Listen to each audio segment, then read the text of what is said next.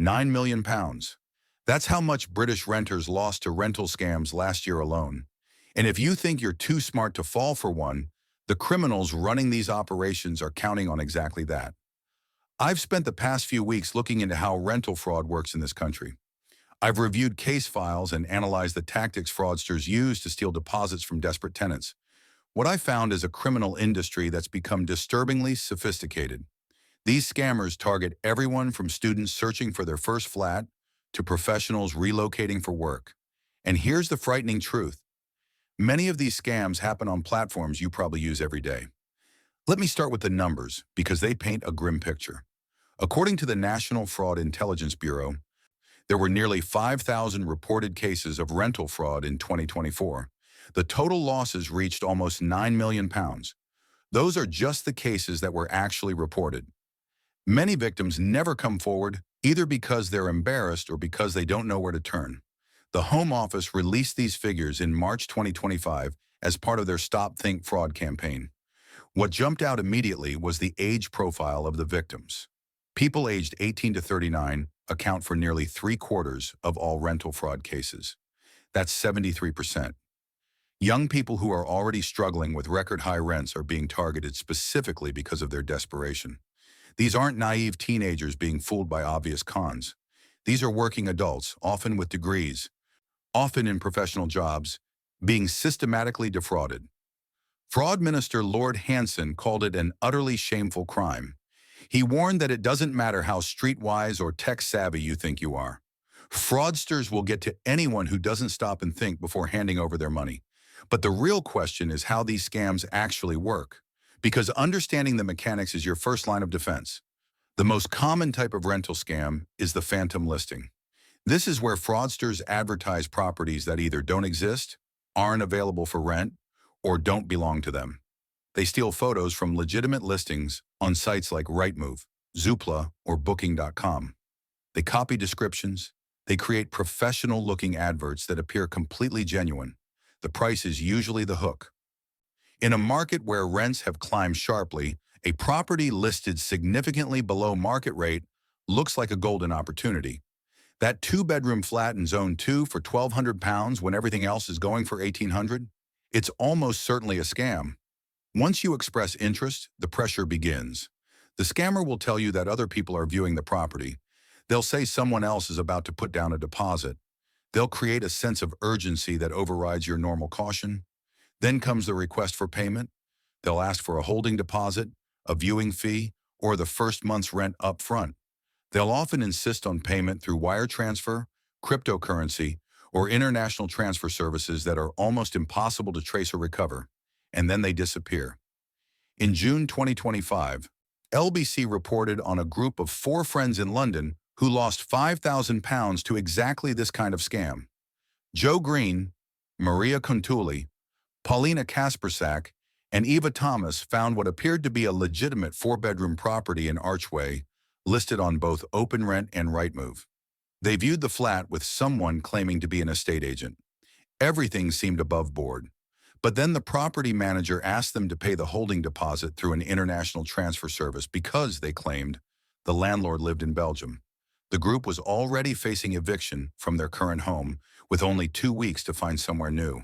They were desperate. They paid. It was only when one of them visited the property unexpectedly and found a family already living there that they realized they'd been conned. The fake property manager had deliberately chosen the name of a real agent registered on company's house to appear legitimate. The group reported the scam to Action Fraud in their banks, but were told the case would take 28 days just to be reviewed before potentially being passed to the police. Meanwhile, Maria had to register as homeless and was staying temporarily at friends' houses. Joe ended up in an 8-person house share until he could afford something better. He said the whole experience had been traumatizing. Maria said she was devastated and knew she wasn't going to get her money back from those people, adding that they deserved the worst. This is the human cost that the statistics don't capture. But phantom listings are just one type of rental fraud. Let me walk you through the others you need to know about. The hijacked listing scam is particularly insidious. Fraudsters find genuine properties advertised on legitimate platforms and copy all the details. but they change the contact information so inquiries come to them instead of the real landlord or agent. You might even view the actual property. You might meet someone who claims to represent the owner. But when you pay your deposit, it goes to a criminal who has no connection to the property at all. Research from Generation Rent found that 56% of rental listings they investigated on Facebook Marketplace were properties lifted from other sites with variations in price, location, or credibility that suggested they weren't legitimate. Almost three-quarters of listings contained at least one red flag according to Meta's own guidance. Birmingham had the highest rate of suspicious listings at 66%. London followed at 62%, then Cardiff at 60%. Then there's the rent-to-rent scam, which has become one of the most pressing issues in London's rental market. This involves individuals or companies posing as legitimate landlords or property managers when they're actually just middlemen. Sometimes this happens with the property owner's knowledge, sometimes without. They collect rent and deposits from tenants but fail to meet their legal responsibilities. When problems arise and legal action is taken, they dissolve their companies and disappear. The tenants are left with nowhere to turn, and often the law doesn't permit enforcement against the actual property owners, even though they hold the asset. Ben Reeve-Lewis, policy and strategy manager at Safer Renting, explained to LBC that these aren't the chancers of the 1990s anymore. They've been replaced by a new breed of fraudster using the internet for anonymity. They routinely use aliases and fake companies, owners, directors, and agents deliberately created to confuse renters, lawyers, and enforcement teams alike. Data from Safer Renting shows that in 9% of such cases, the fake landlord was merely a tenant themselves who disappeared with the money. But in 58% of cases, the intermediate landlord was a property management company. This strongly suggests that rent-to-rent scams are actually criminality within the lettings industry itself, not just loan operators. Students are particularly vulnerable to rental scams. Every September, thousands of young people search desperately for accommodation near their universities. Fraudsters know this and target them specifically. Action Fraud warns that bogus adverts offering houses at attractive rates in excellent locations appear on multiple websites during the autumn months. They're accompanied by professional photos and convincing contact information. But the properties advertised are already rented to other tenants, aren't owned by the supposed landlord, or don't even exist. International students face even greater risks because they often need to secure accommodation before arriving in the UK. They can't view properties in person. They're unfamiliar with how the British rental market works, and they may not have a UK-based guarantor, which gives scammers an excuse to demand large upfront payments. Social media has become ground zero for rental fraud. Facebook Marketplace in particular has become a hunting ground for scammers. Generation Rent analyzed 300 property adverts and found that 74% contained at least one indicator suggesting the listing was suspicious or a scam. The telltale signs include seller profiles created within a year of posting the advert, profile pictures that appear elsewhere online, rental prices significantly below local averages, and property photos that can be found on other legitimate listing sites. In London, 86% of listings raised suspicion because they were priced well below the local average rent. The typical scam pattern on social media works like this. You post in a local Facebook group saying you're looking for a room or flat. Someone responds, either directly or through a comment, claiming to work for a landlord. They ask you to continue the conversation on WhatsApp to take it off the platform where there might be oversight. They show you photos and details of an ideal property. They're responsive and professional. They provide what looks like official paperwork, tenancy agreements, even copies of the landlord's passport. They explain they can't show you the property in person because they're abroad. Often they cite a family emergency or work commitment. They ask you to send money to secure the property, maybe a deposit, maybe the first month's rent. The money goes through and suddenly you're blocked. The landlord never existed. The property was never available. One victim described their experience to a letting agent. The scammer had talked informatively about the rent and deposit which they claimed would be refundable. They said they had the keys to the property and would send them from Dublin where they claimed to be staying with family. It was very, very convincing. So how do you protect yourself? There are specific steps you should take before ever handing over money for a rental property. First and most importantly, always view the property in person before paying anything. This single rule would prevent the majority of rental scams. If a landlord or agent refuses to arrange a viewing, if they claim to be abroad and can't meet you, if they offer to post you the keys, walk away. No legitimate landlord will demand payment before letting you see the property. If you're an international student or relocating from overseas and genuinely cannot view in person, ask a trusted friend, family member, or colleague in the UK to view on your behalf. Some universities offer accommodation services that can help verify properties. Second, research the landlord or letting agent before any interaction goes further. If you're dealing with a letting agent, check that they're registered with a redress scheme. All letting agents in England are legally required to belong to either the Property Ombudsman or the Property Redress Scheme. If they're not registered, they're either breaking the law or they're fake. Check for membership of trade bodies like Property Mark. Look for Client Money Protection Scheme membership, which is also a legal requirement. These logos should appear on the agent's website. For private landlords, you can verify property ownership through the land registry for a small fee, usually around £3. If someone claims to own a property but isn't listed as the registered owner, that's an immediate red flag. Third, never pay before signing a proper tenancy agreement. Your agreement should be a formal document, typically an assured short-hold tenancy, that outlines the rent amount, deposit, length of tenancy, and responsibilities of both parties. If someone asks for payment without providing this documentation, something is wrong. Fourth, understand the rules around deposits. Landlords in England must protect tenancy deposits in one of 3 government-approved schemes. These are the Deposit Protection Service, My Deposits, or the Tenancy Deposit Scheme. They must register your deposit within 30 days and provide you with written confirmation. If a landlord fails to protect your deposit, they can be ordered by the court to pay you compensation of up to 3 times the deposit amount. You can check whether your deposit is protected by searching the scheme websites. You'll need the property postcode, your surname, and the tenancy start date. If you search all 3 schemes and find nothing, your deposit isn't protected. Fifth, be extremely cautious about payment methods. Never pay a deposit or rent in cash. Never use wire transfer services, cryptocurrency, or payment apps that don't offer buyer protection. Legitimate landlords and agents will accept bank transfers or checks, which provide a paper trail. If possible, pay by credit card.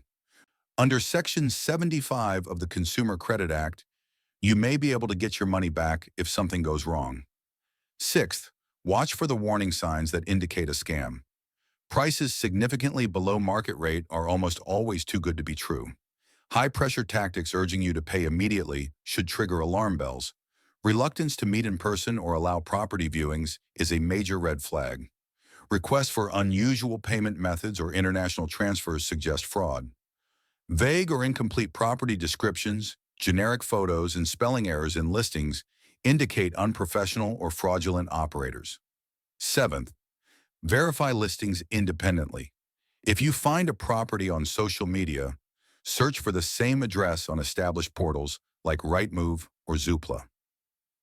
If the property appears there with different contact details or at a different price, you may be looking at a hijacked listing.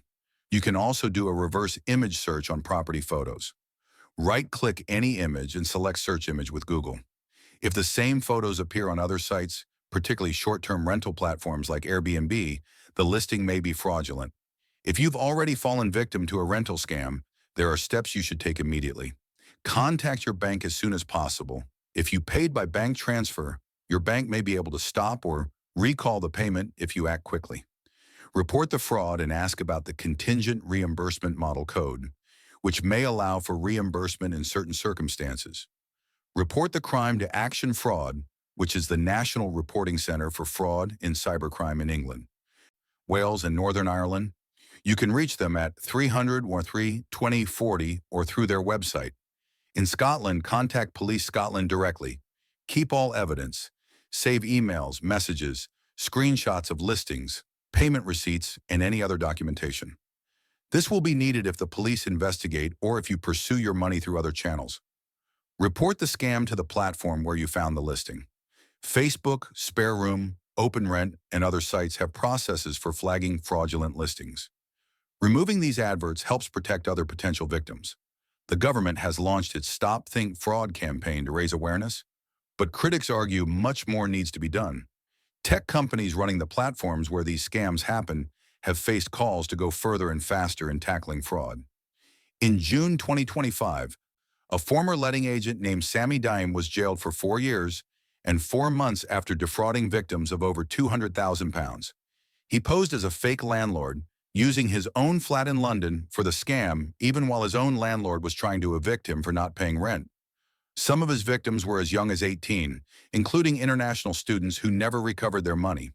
He would book legitimate Airbnbs and then advertise them on Rightmove and Zoopla, claiming they were long-term rental properties. He asked for a year's rent up front along with a 25% deposit, then pocketed the money. He was eventually arrested at Heathrow while trying to board a plane to Thailand. His social media profiles showed photos from exotic locations around the world, funded by money he had stolen from desperate tenants. The judge noted that all of the victims suffered considerable detrimental impact, and the amounts of money involved were significant. But prosecutions like this remain rare. Most scammers operate with relative impunity, using fake identities and dissolving their companies before victims can take action. The money disappears into untraceable accounts, often overseas. The fundamental problem is that demand for rental properties so vastly exceeds supply that desperate tenants are willing to take risks they would normally avoid. When you're facing homelessness in 2 weeks, when you've lost count of how many viewings you've attended, when every property you apply for has 20 other applicants, the promise of an available flat at an affordable price can override your better judgment. This is what the scammers exploit. They're not targeting people who are careless or foolish. They're targeting people who are exhausted, stressed, and running out of options. The average victim of rental fraud loses £1,400 according to Action Fraud. For many people, that's savings they've spent years accumulating. It's a deposit they may never be able to replace. It's the difference between having a home and having nothing. And the emotional toll is often worse than the financial loss. Victims describe feelings of shame, humiliation, and self-blame. They trusted someone who turned out to be a criminal. They feel stupid, even though they shouldn't. So what needs to change? First, social media platforms need to do more to verify the identity of people posting rental listings. Facebook Marketplace has become a haven for fraudsters precisely because verification is minimal. Users can create accounts with fake names and stolen photos and start advertising properties the same day. Second, the government needs to properly fund law enforcement efforts against rental fraud. Action Fraud's review times mean victims wait weeks before their case is even looked at. Many cases are never passed to police for investigation. Criminals know the chances of being caught and prosecuted are slim. Third, renters need better protection under the law. The Renters' Rights Act, which received royal assent in October 2025, includes provisions to limit advance rent payments, which should help reduce some types of fraud. But enforcement remains patchy, and many landlords and agents operate outside the law with minimal consequences. Finally, we all need to be more vigilant. Share information about scams with friends and family. Report suspicious listings even if you weren't personally affected. Talk openly about fraud so that victims don't feel ashamed to come forward. The criminals running these scams are organized, sophisticated, and constantly adapting their tactics. They exploit a housing market that's been broken for years, preying on people who just want somewhere safe and affordable to live. £9 million lost last year, 5,000 reported victims, and countless more who never came forward. If you're currently searching for a rental property, please take the precautions I've outlined. View before you pay, verify before you trust. And remember that if a deal seems too good to be true, it almost certainly is. If you've experienced a rental scam or have information about fraudsters operating in your area, let me know in the comments. And if this video helped you understand the risks, please share it with anyone you know who's looking for a place to rent. Because the more people who recognize these scams, the harder it becomes for the criminals to find new victims. Make sure you're subscribed so you don't miss future updates on housing issues and consumer protection.